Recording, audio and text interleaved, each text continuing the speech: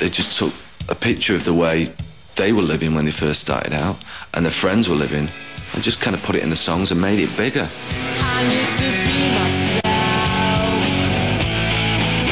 I can't be no one else. The album would surpass the Beatles as the UK's fastest-selling debut in history. More high-flying when Behind the Music Oasis continues. As the press descended on Oasis, the swaggering Gallagher brothers took the opportunity to boldly declare themselves the best rock band in the world. Next question. Yeah, we're excellent. We are the best. We are the best band. We make the best albums. You know, we're a great band. I actually think Oasis truly did believe they were the best band in the world.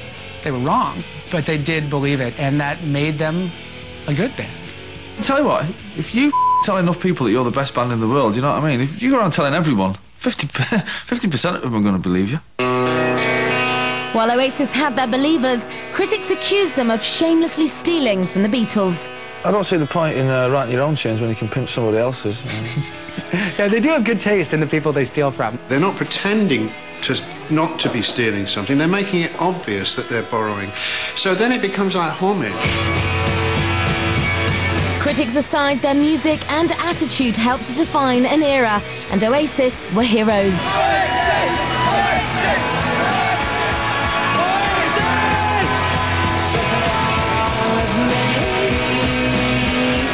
I think Oasis were a phenomenon that changed the face of not just British music, but of Britain. I mean, the way people dressed, for instance, changed almost overnight. A lot of people started having Oasis haircuts. A lot of the language that they used started to come into British vocabulary. I'm mad for it. Oasis are the best band in the world! The phenomenon that was Oasis meant that even a bootleg recording of the Gallagher brothers arguing became hot property. Because the Rolling Stones got arrested, they were a great rock and roll band. No, bull bitch, get the out of my band. You know, he writes the songs and that, but I think I'm equally, you know, as talented and as good looking as him, totally. Oh yeah, he's totally schizophrenic, yeah. But whereas I'm like a Gemini, he is actually schizophrenic. It's not about you, it's not about me, it's about the songs. No, it isn't. It's not. Shut the up, man. The Pistols then. Where they don't see.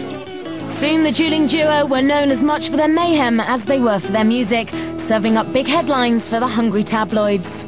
There's nothing we like more than a little bit of a feud between two brothers. I suppose it's like a Lennon-McCartney thing. It's a double act and they are very, very funny together. What's mine's mine and what's his, I give him half of.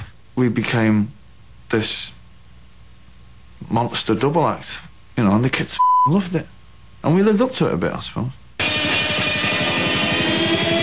By the beginning of 1995, the Gallagher brothers had become a worldwide phenomenon. I'd wait in the freezing cold in the rain, and it doesn't really make a difference to me, as long as I get to see the show. Success gave the boys freedom like they'd never known, and the spoils of stardom were just too much to resist.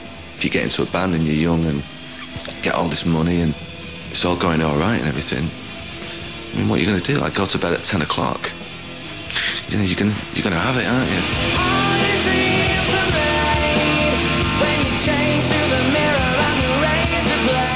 After spending 11 years unemployed in grey old Manchester, the threat of violence every night you went down to the local pub, petty crime, to being the biggest rock star in England, what are you telling me you're going to shun that? No, you know, that's when the party started. It's like now the bar is officially open.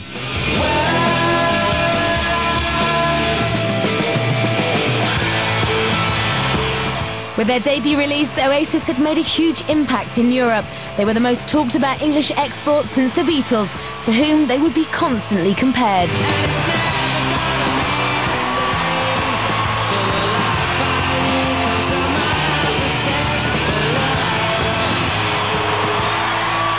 In the summer of 1995, just after a year-long tour, the band headed back into the studio.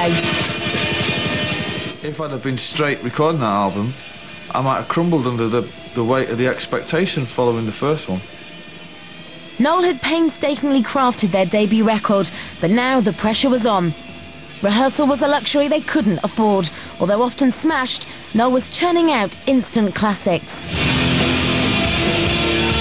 The it was just another day in the life of Noel Gallagher, the rock star.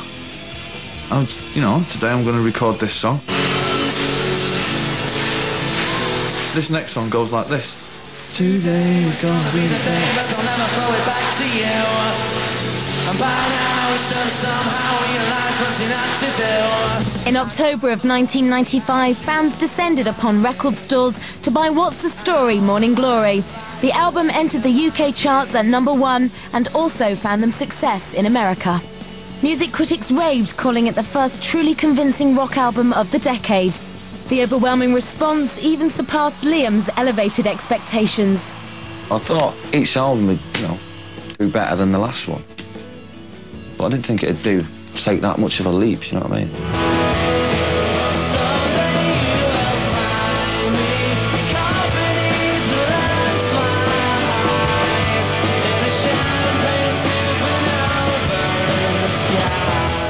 The album would eventually sell over 12 million copies and surpass the sales of their debut release.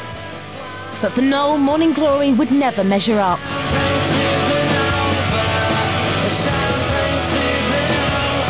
I like Some Might Say, and I like Don't Look Back in Anger, I like Wonderwall and Champagne Supernova. I mean, when I listen back to that album as a whole now, I can't stand it, to be honest with you. On the heels of the record's release, the band took to touring again and found themselves riding high. But just when it seemed that they'd left their turbulent past behind, more trouble was just around the corner. In March of 1996, while still on tour in Dublin, Liam and Noel were confronted with a part of their past they thought they'd left far behind. Basically, I just remember Noel coming up to me, one of the security people, and says, "You see that guy over there?" And we're like, "Yeah, that's my father." Knowing the staged reunion would make a story, the News of the World paid for their estranged father's trip to the band's hotel. I don't know what the angle of the story was meant to be, but there he was. Wanting nothing to do with a father he hadn't seen in 10 years, Noel disappeared to his room.